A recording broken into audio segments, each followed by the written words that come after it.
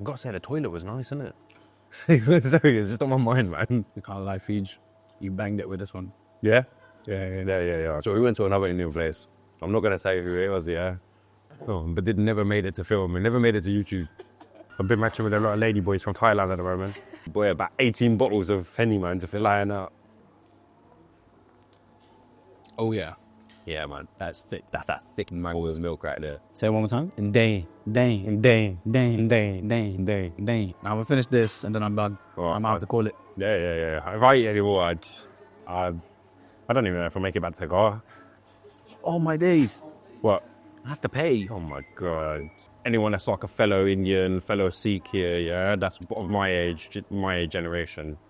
How do you guys keep in touch with your culture? Because I struggle to do it sometimes.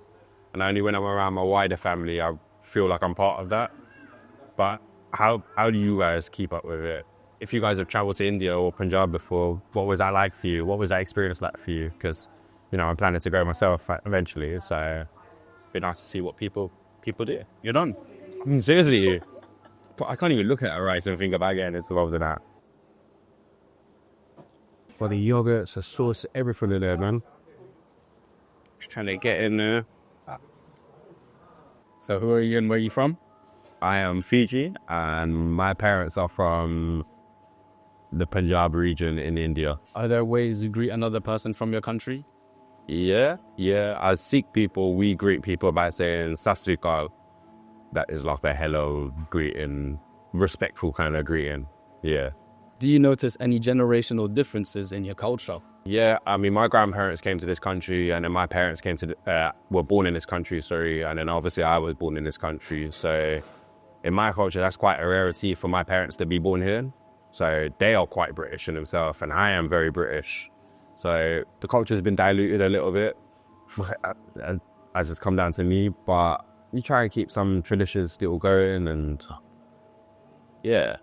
What's your favorite dish from your country?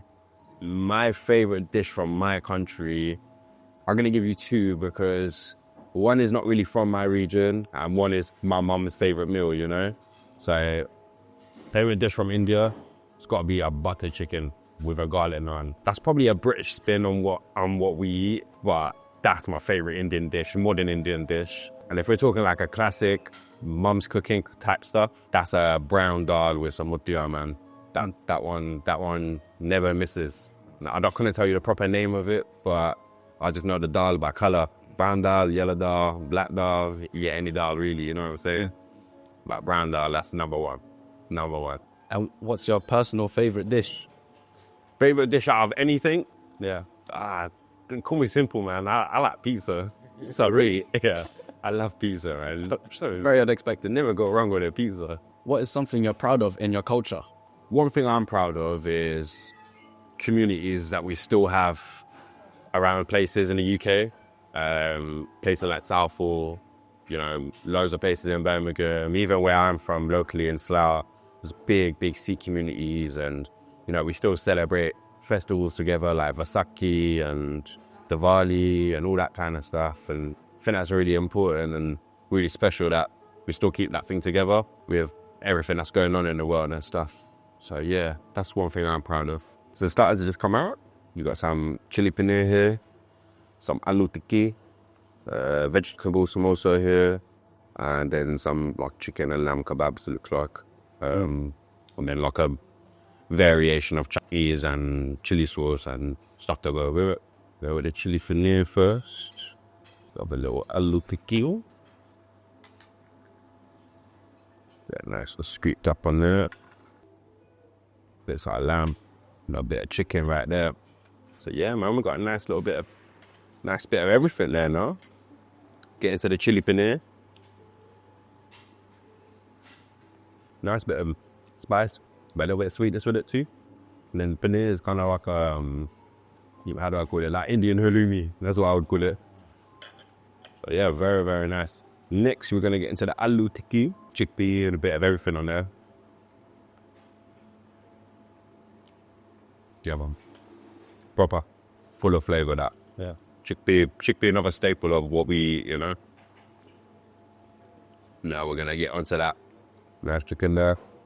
Nice leaf. Nice and soft. Oh, it's not, it's not chicken, it's salmon, but that is really nice. Really sweet, really tasty.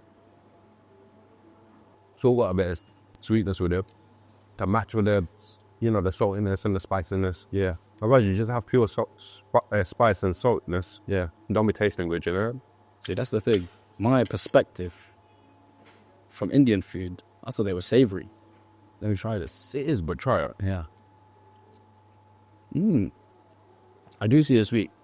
Sure. Yeah. Oh yeah, it's definitely spicy though. You know what I mean? But it's kind of masked with a yogurty sweetness with it. No. Yeah, man. That was paneer? Yeah, man. What do you think it tastes like? So I've had paneer before, but it was like hard.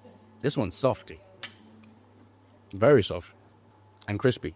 Because when you kind of sweat it down in the curry, what they've done, probably fried it first. And then sweated it down in the curry after. So now it's come real soft. Yeah. Yeah. We had a hard paneer, man. I don't know where you went for that, man. No, let's put it on the grill. Then put it on the grill. You did. Yeah. No, yeah, that's what I do. And the big thing is like, a lot of the traditional food is all vegetarian. And that's why I wanted just to get a mix of the veg. So you can kind of see what it is traditionally. Yeah. Whereas the meat dishes, that's a lot of people that have come here now, the last 40 years, and they've made a spin on these dishes to appeal to a Western audience. So like, all your tandoori chicken and all that kind of stuff. Because it's, a Sikh religion, they don't really eat meat. They don't eat meat at all.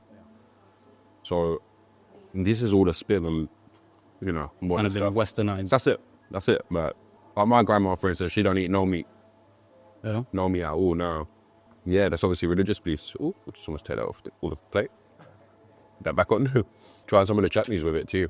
Help with the flavours, man. That one there, quite sweet. Yeah. Almost like sweet mango chutney. This one without even tasting it, I know it's spicy. This is most spicy there. Yeah. Yeah, and this one is more like for your samosas and that. Got a bit more of a runny one, Oh yeah, that one's sweet. That one's sweet enough. And this one's for the samosa. Yeah, normally. Try a bit of this spicy one too, actually.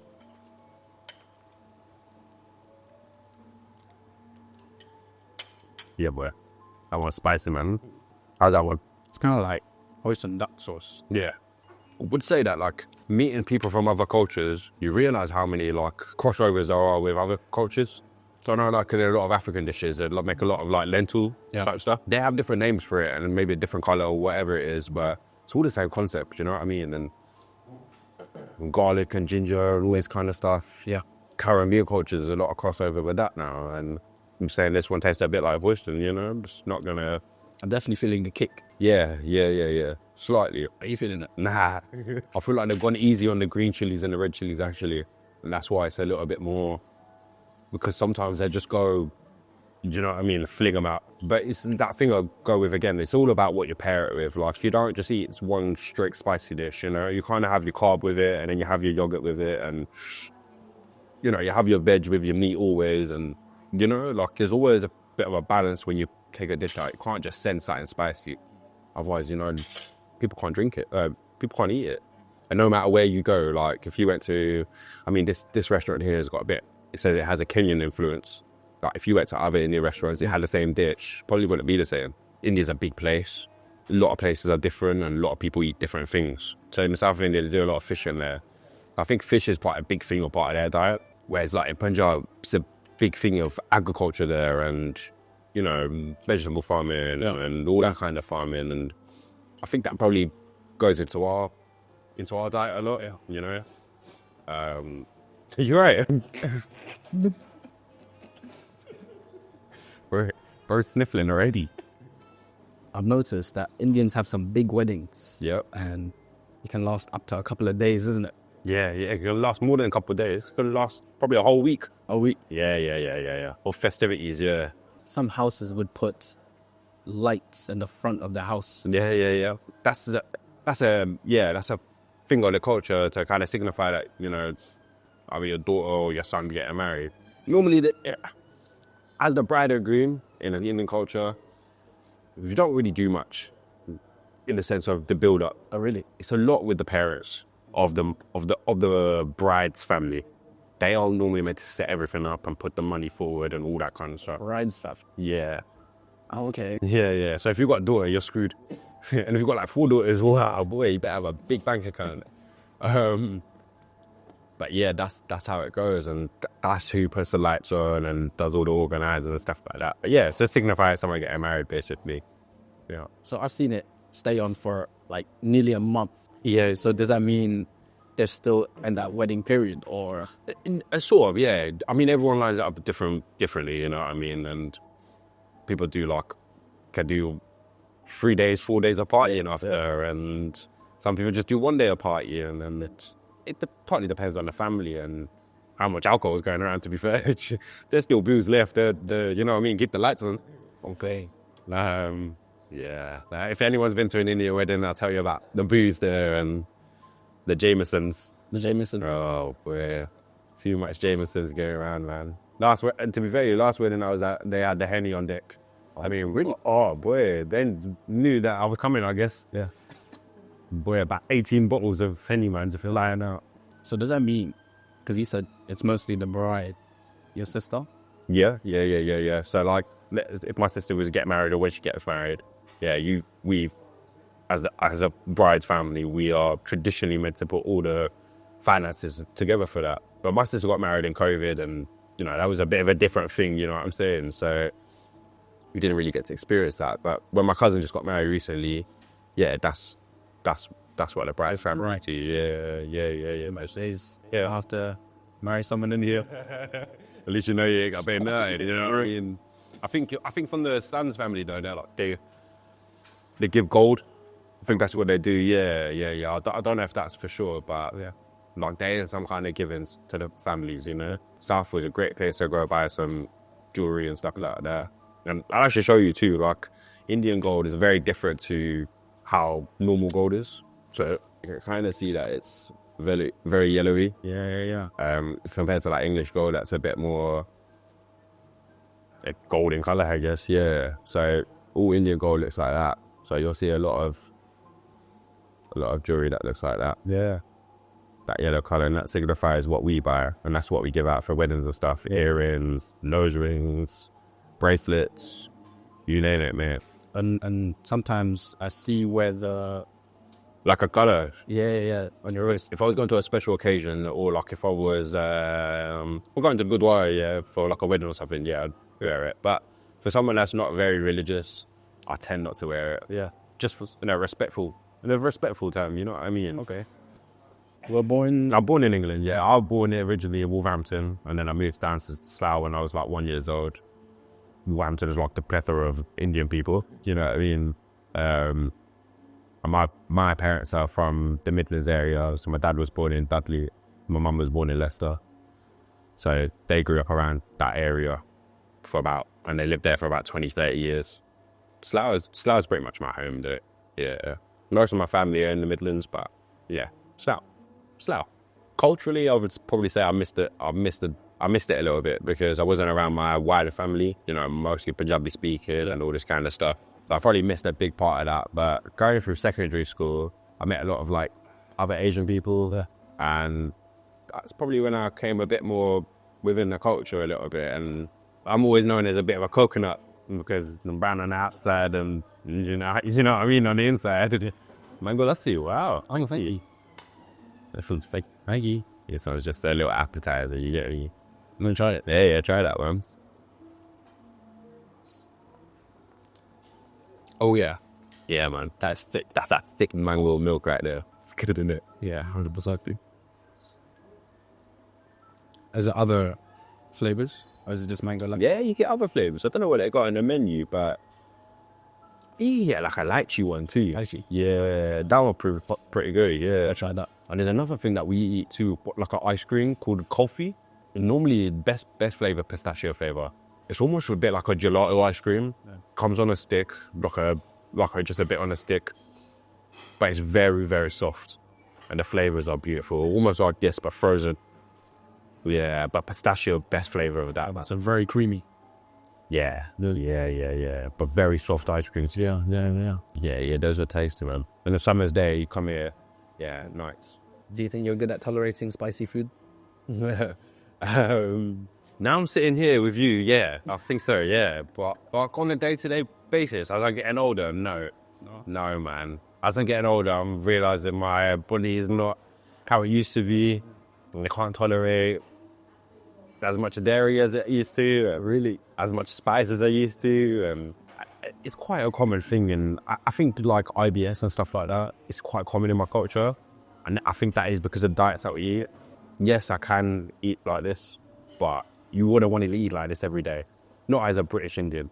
When I was younger, I used to we used to go to those like chili wing competitions or whatever. We used to have it at a restaurant up in Uxbridge. Man versus food one. Yeah. Tried them chili wings, man. Oh, rinse them off, man. Yeah. That was minor for me. I was probably like 15 or something like that. That's when I could eat any spice. But yeah, whatever spicy, minus. Now, if I ate those, man, I'd be gone for about 3 days, I reckon. Oh, actually, you just came back from Thailand. Yeah. How would you compare Thailand to your culture? They're very religious over there. People that live here and my family, that, religion is a big thing no matter where you are in regions of India. In Thailand, it's all pretty much Buddhist. I think that's a beautiful thing, I think that everyone should pray or whatever they do and pray to whoever they do. But it's important to have something that, again, keeps communities together. It's lawless out there. Lawless. Yeah. I mean, I don't know what India's like, but... what do you mean it's lawless? As in, like, the road rules there. The roads out there are mad, like, there is no giving way and, what I mean, these kind of things. Yeah, there's no giving way in those countries. It's just free for. Yeah. If you see a gap, you better get in there. I want to try and explore a bit more of Asia as I get older now and get around the world, man. This is a beautiful place. I would say this is another big thing about Asian cultures, and I noticed this in Thailand. In the hospitality game, in the restaurant game, like places like England can't touch it because they are proud to serve you food. I work in hospitality myself, and there's not a culture of that, There's the people that come to work with me, for instance, they're not built from that, and they've never experienced that. Yeah. So they don't know how to give that onto someone else. And I would say culturally, that's a big, big difference from Asia. And I don't know what the rest of the world's like, but definitely the Western cultures, they don't have that. And they really will go up and above for you, Mm-hmm. Well, what do you think of the pay in India? Personally, I don't know what it is, but a lot of people migrate to England to get jobs. Even if it is what we call like low-level jobs here or low-skilled jobs here, they will come to do them because the pay gap is so different from what they're earning here over in India to what they are here for the same job. And then what they're sending back home and building back home is brilliant, you know what I mean? And I respect it. I do respect it. So, yeah, you get a bit more for your hard work here, but it's also hard to maybe find your lane here too. Do you know what I mean? So this one's like a brown dal, basically. Lamb curry and a chicken curry there. Cucumber and something raita. Yeah. Like a yogurt, basically. Potato and paneer once again. And this one's like a chickpea dal. Sorry, chana masala, this is what they call this one. So just a bit of salad, cardamom salad or something like that. What's that? Thank you so much. Enjoy. Thank you. All right, man. Look, that wasn't on in the rice now. Now we are talking business. So we were just talking about earlier that we don't really eat with cutlery, right? So this is what you do, man. You go grab a little bit of bread, strip it off. So get that right, and then pinch it in there like that, man. It's a bit hot, so I might just. But yeah, man, tasty. Yeah, proper. Yeah, you gotta lick the fingers after too, you know what I mean? Get that all off there. Dang. That's what we call yogurt. Dang. Really? Yeah, that's the Punjabi word for it. Say it one more time. Dang. Dang. Dang. Dang. Dang. Dang. Dang. Dang.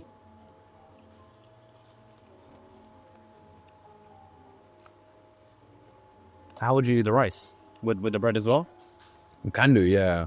Yeah, like if we have like a biryani, like chicken and rice basically. Yeah. You just scoop everything up. So this one's the chickpeas. Chickpea,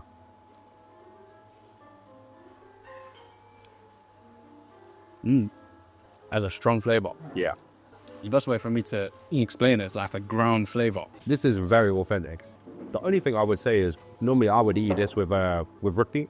They give it as naan, but that's very common in a restaurant. So you have a naan instead of a roti. Yeah. It's just that the customer probably receives the naan a bit better, you know. What's the difference between the roti and the naan? It's more like it's more of a doughy kind of bread, flatbread. Okay. That's how I would describe it. Whereas a naan is a bit more like a bit airy flatbread. Yeah. Almost how like, you know, yeah, just the airy flatbread, isn't it? But roti's very doughy. Yeah. So you kind of really get the scoop on that, man. So what was this one? This one is like a brown dal, basically, what I was trying about earlier. I really like that one. That one, let's scoop that one. Yeah, lentil. Simple stuff too. Just lentils with a bit of curry, and that's it. I'm saying. I thought it was going to be spicier. That's all right. I think when you go to a lot of restaurants, especially like somewhere like this, for instance, they made the food too spicy. No one come here. I see. Yeah, that's seeing it. Do you know any historical events from India? So like in Punjab's history, there's maybe a lot of like sad things and a lot of war and all that kind of stuff that's happened. I mean, there was a big thing about the farmers recently, maybe the last year or something like that. I guess the government were trying to put more taxes on agriculture, basically really affecting the Punjab's main source of income.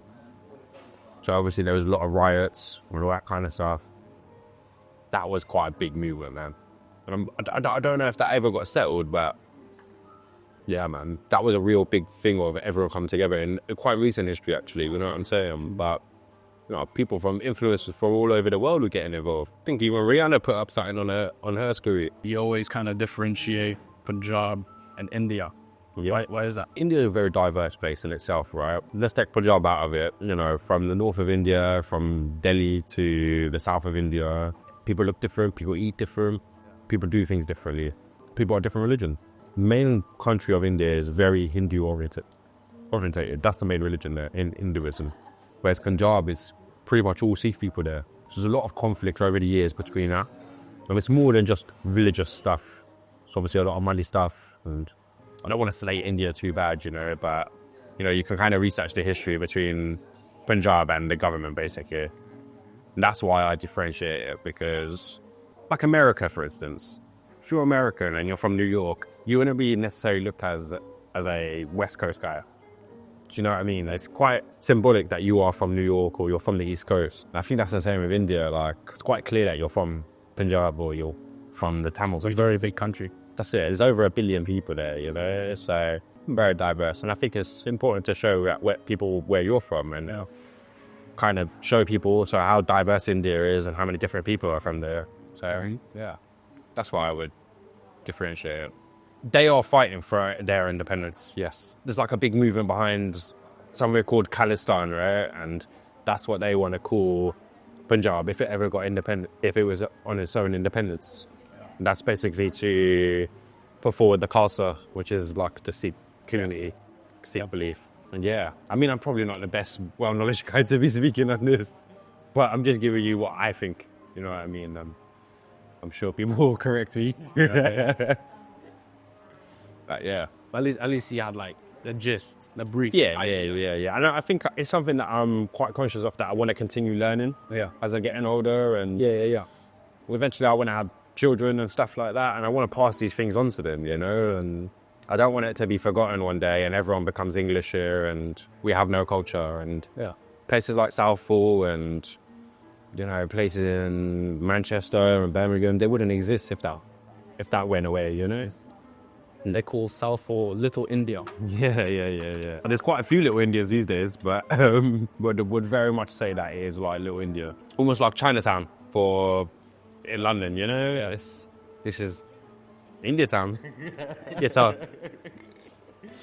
you know, if you want a suit or anything like that made here, it's proper, man. A lot of people go to India to get their suits made. This is for like weddings and stuff, right? For women.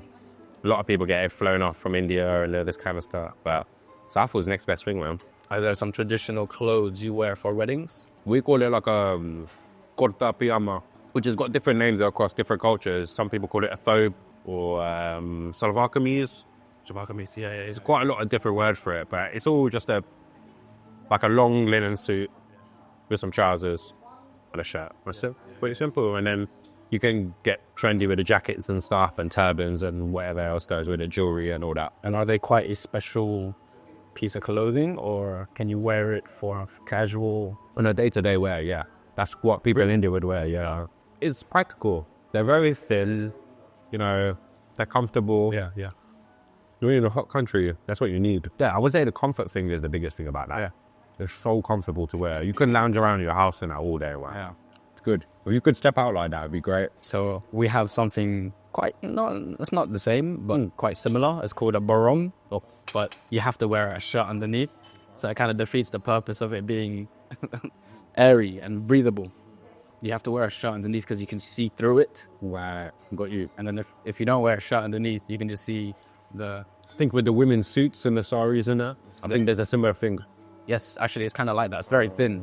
It's like what they put... Yeah. I think it's a bit similar to that. Because I know like women have to wear shorts or t-shirts or whatever sometimes. Yeah. Depending on what the suit or the sari is like at the end of the day, innit? I come here maybe 6 months ago to buy an outfit for a wedding. I hadn't been here in years before. Yeah. But when I was younger, yeah, he used to come here quite a bit, man. Okay. I had to come here, grab some food or, you know what I mean, whatever it was. Yeah. In the summer, it's pretty popular out here, man. The wedding was in like May or June or something like that. So I must come here about April. And that was to get your suits. Yeah, get the kota pajama and the jacket and because what they do with it, like the how do they call it in English, like groomsmen, they all wear the same jackets and they all wear the same headscarves and all that kind of stuff. So you had to get that all sorted, basically. Now, a big question. Okay. When am I getting married? No. Yeah, actually, I'm not. What can I show them a photo of you wearing? Yeah, send that, man. Yeah. Put it on right now. What you say about the outfit and that?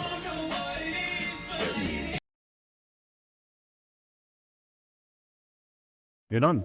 I mean, seriously, I can't even look at a rice and think about getting involved with that. And you can definitely taste the butter. But not on the food is very buttery, though. I call this here. Yeah. Very, very buttery.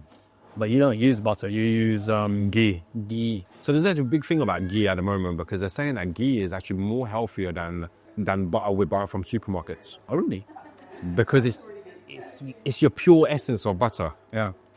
Whereas everything else has been diluted and with additives and unsaturated and all this kind of stuff. You're not actually getting the full benefits of your dairy. Yeah.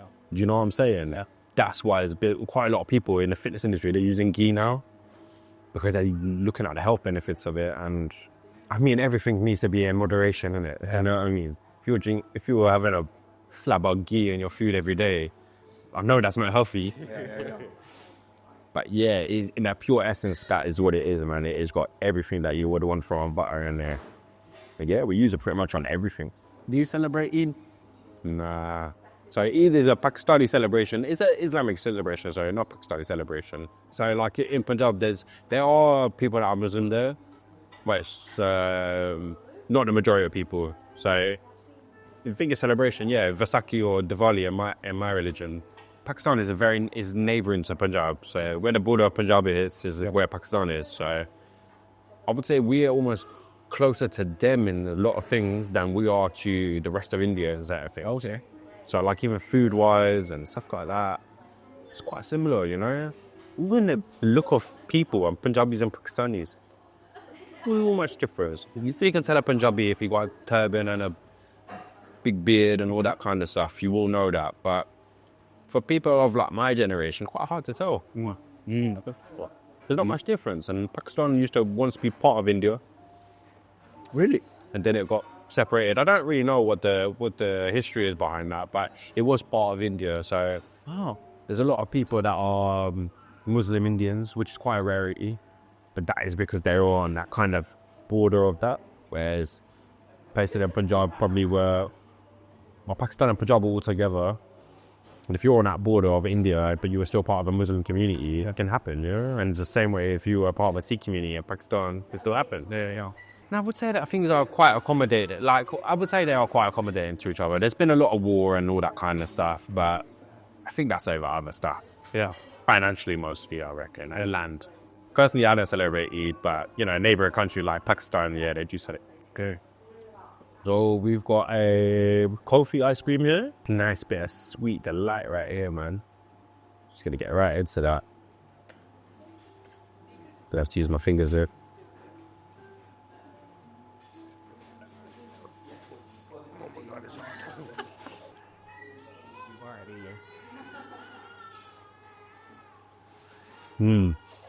That was nice, man. Yeah, we'll spin it out too. No, that was really nice. So warm that. Yeah.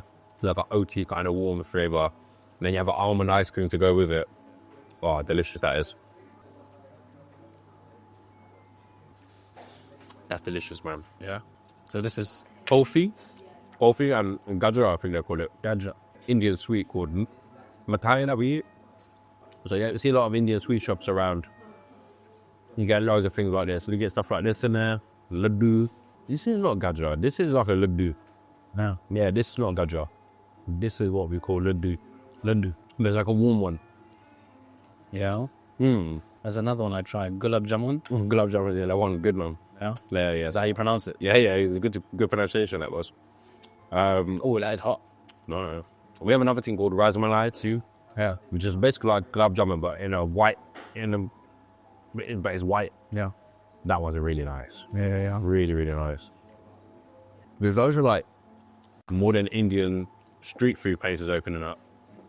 Especially around Slough, that they kind of incorporating Indian sweets with like Western sweets.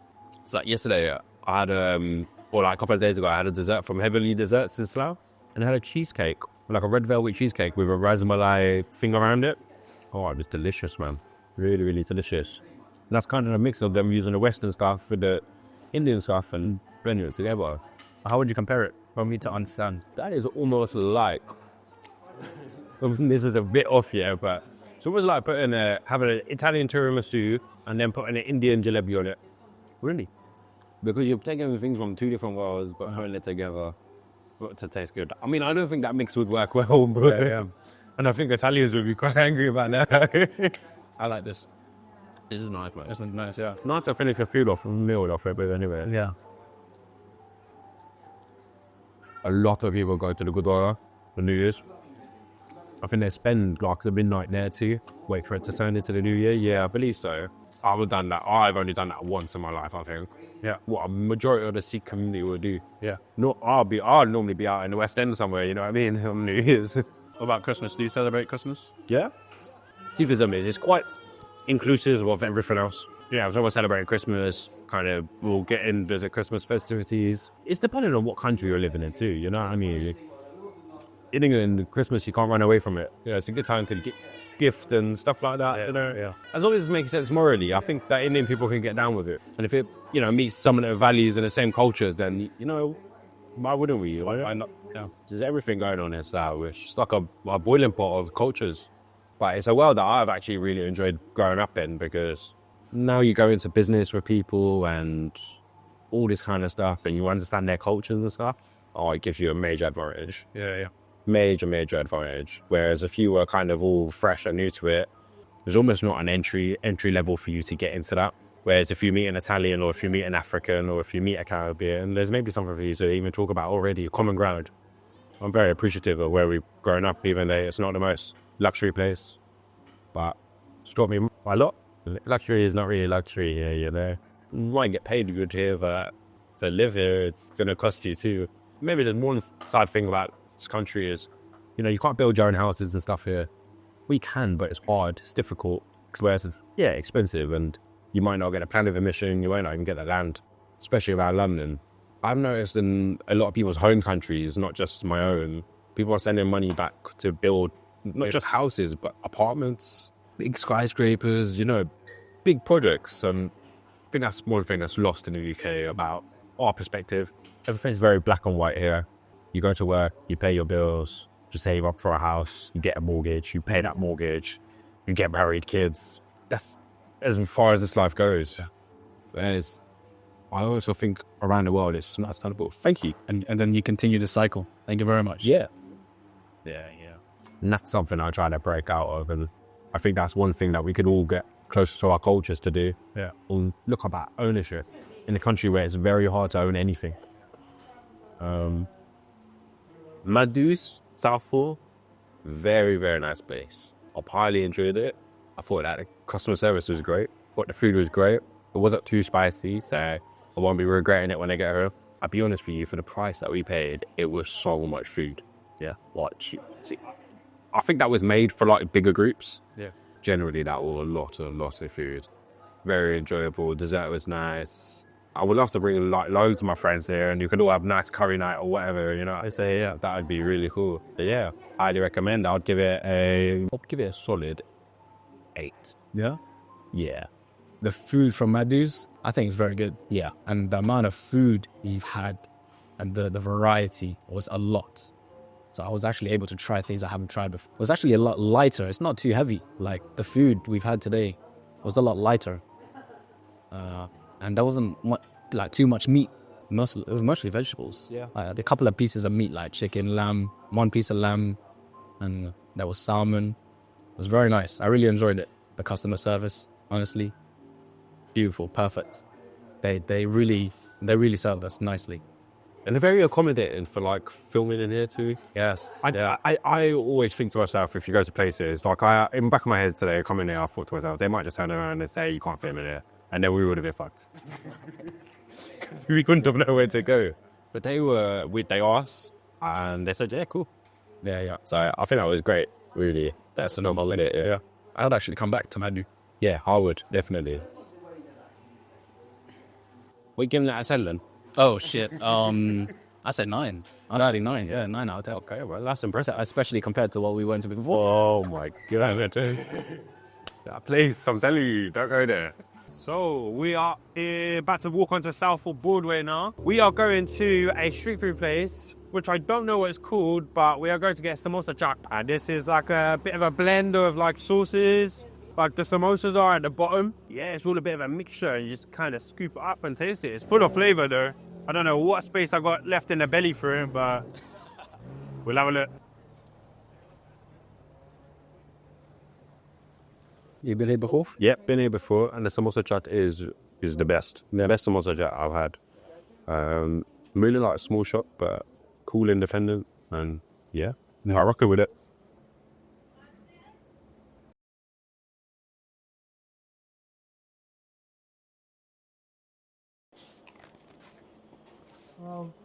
Very nice, thank you.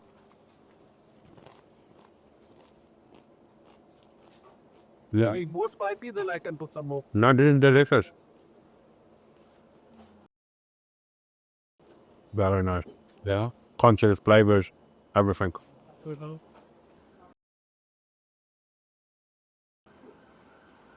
have some samosa chaat here. So what's this one? The samosa chaat. Samosa chaat. So you kind of got the samosa underneath with all the flavorings and everything on top, man. Yeah. With that full of flavor, really. Yeah. So the yogurts, the sauce, everything in there, man. Just kind of get in there.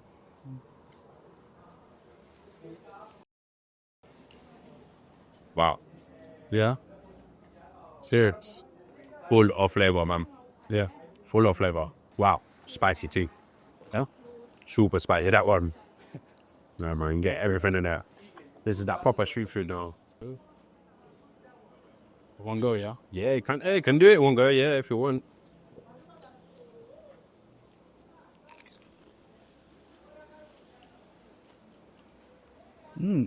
Yeah? Yeah, that was nice. A bit of spice, a bit of everything in there. It's not too spicy. Really? No. Take another bite. Nice and sweet. Yeah, who is? Think so. Ooh. It's a big bite. Yeah, I like that. Yeah, I like that. Yeah, I like Oh man, Pani Curry's got the approval. And now we're going on to the samosa chaat. Oh yeah. Oh, that plate. Yeah, I'm going to get this place. I'll get hit.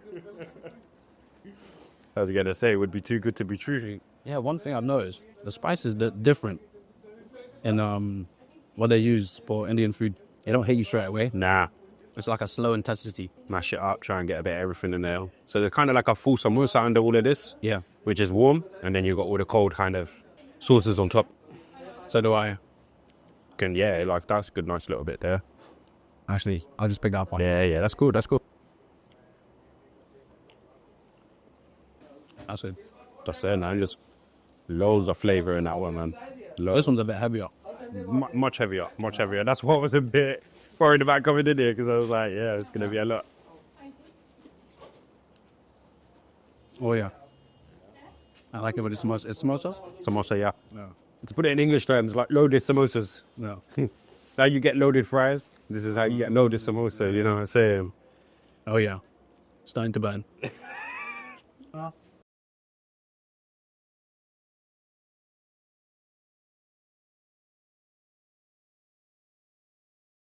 Lovely. Yeah, I agree. Got that coriander taste in it. That kind of gives you that spice too. Wait, you hear that? Gives you that spice. You got like the dairy, the yogurt, everything in there to kind of cool it back down. Yeah. The tomatoes, all that kind of stuff. Yeah. You can just see that it's a plethora of flavour in there. Yeah, you know? 100%. And yeah, delicious, man. Definitely come check out this spot. Highly recommend it. I'm trying to catch face with that Gucci fuck. Trying to catch face, but she move too long. I ain't got patience, do man wrong. Got the latest spots, full shots, Gucci drop. Gucci! Like Gucci drop, I got more bands when Uzi drop. You cat fade like Boozy's ops. I'm trying to catch face with that Gucci fuck.